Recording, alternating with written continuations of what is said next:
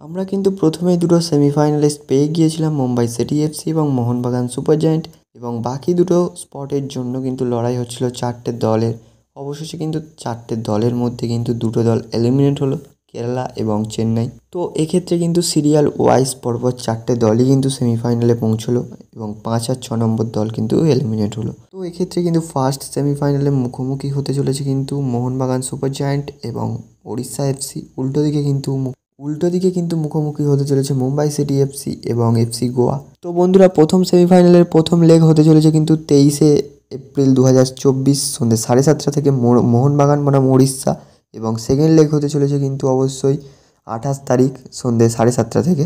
তো বন্ধুরা, সেকেন্ড সেমিফাইনালে কিন্তু মুখোমুখি হবে মুম্বাই এবং গোয়া, যেখানে ফার্স্ট ম্যাচ হতে চলেছে কিন্তু 24 তারিখে ফার্স্ট লেগ রয়েছে এবং 29 তারিখে কিন্তু রয়েছে সেকেন্ড লেগ। তো অবশ্যই তোমাদের প্রেডিকশান কি জানিয়ে দিও, কোন দুটি দল ফাইনালে পৌঁছচ্ছে সেই প্রেডিকশানটা অবশ্যই দিয়ে দিও।